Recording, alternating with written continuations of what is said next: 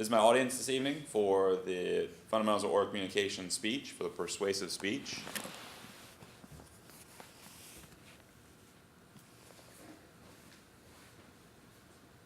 All right, so good evening, everybody. Thank you for joining me.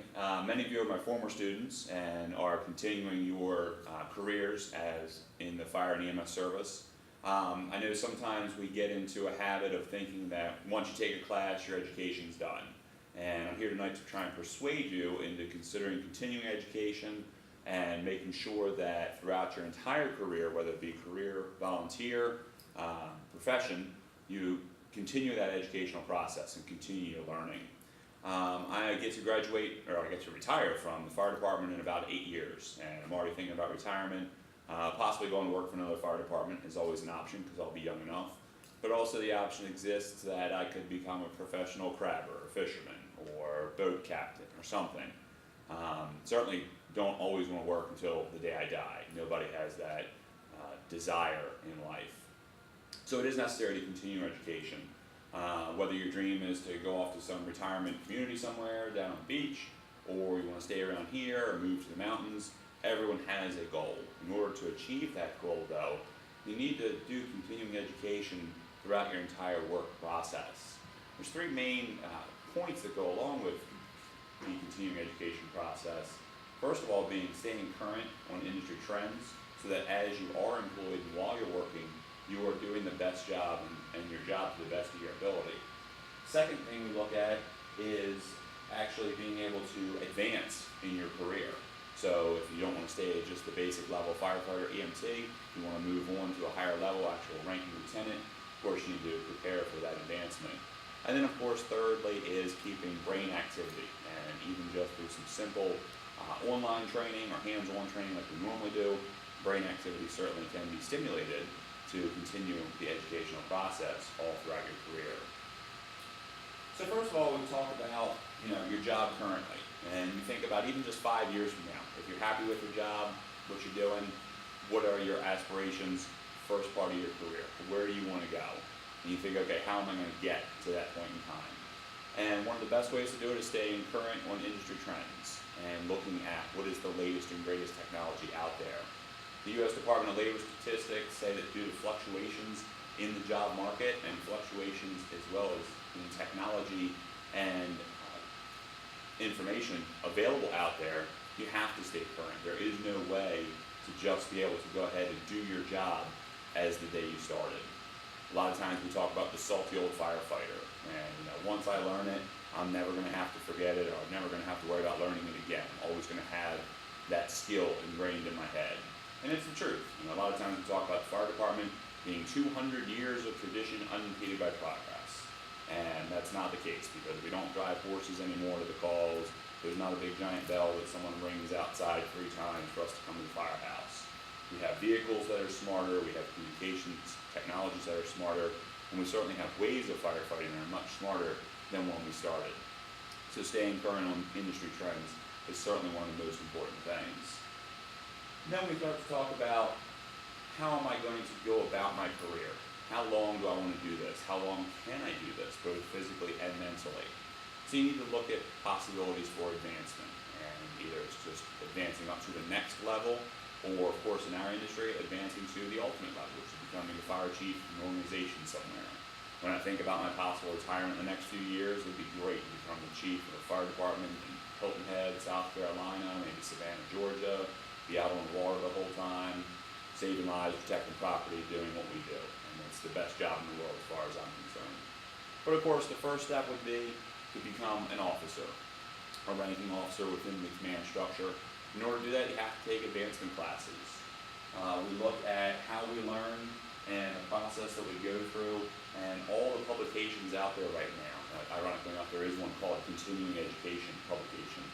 And it talks specifically about how even just taking a couple classes at college, even if it has nothing to do with the job that you're currently doing, can still help stimulate the brain activity, stimulate your mind, and help you have better placement, better advancement, in your career and in your advancement opportunities. So we look at how we're going to go about doing this, and even currently as an EMT or a firefighter, we know that in order to recertify, we have to go through a continuing education process. So there's always a learning process going on, and continuing education is very important. Scott, as you know, going through the paramedic program right now. While that's not a ranking officer in the overall command structure, it is certainly the next step up from just a firefighter EMT. And that's going to help you be able to get a better job, or at least get more money in your current job once you move on, once you graduate. Some people don't want to advance. Some people want to stay as the backseat firefighter till 20 years is over and they can go do whatever. I guess I'm not one of those people, and I don't think any of you are as well. I've watched you all grow up as we've gone through the years here at the firehouse. You certainly have the desire, the drive to become an officer. It just doesn't happen. No one just wakes up in the morning, hands you those bugles, or hands you that hat. You have to earn it. Part of it is certainly showing what you can do in the job, but the other part is actually showing educational knowledge that goes along with it. So how are we going to do that?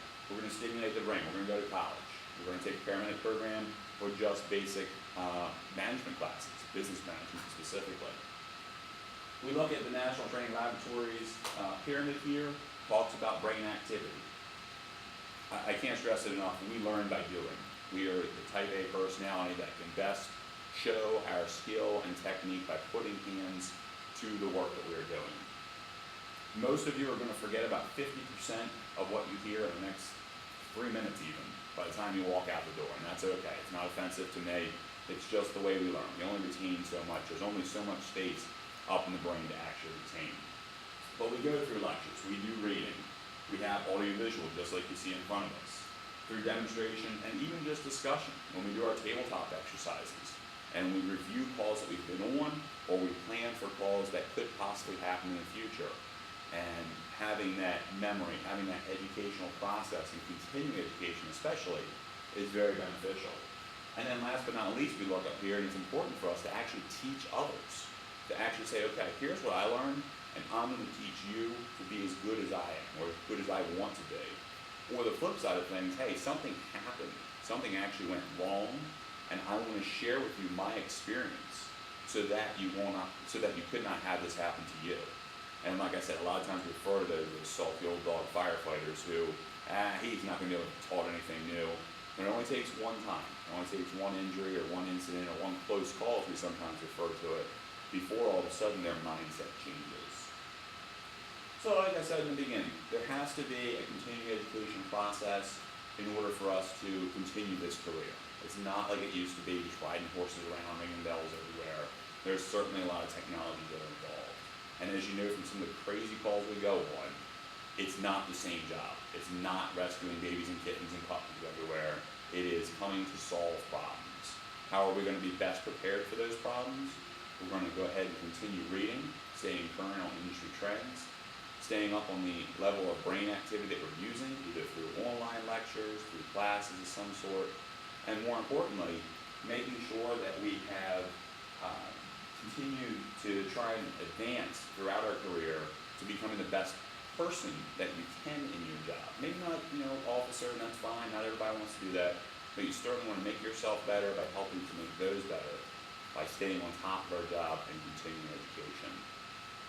So I hope that I've inspired you to continue your education tonight. If nothing else, when you leave here, think about where you want to be in 5 years. Think about where you want to be in 10 years, halfway through an average 20-year career. Hopefully everyone's strong enough and able enough to be able to continue the career all the way until they want to retire, and then think about what is that goal when you retire. Do you want to be a hunter, a fisherman? Do you want to go work for another department somewhere? But I wish you the best of luck, and thank you for joining me.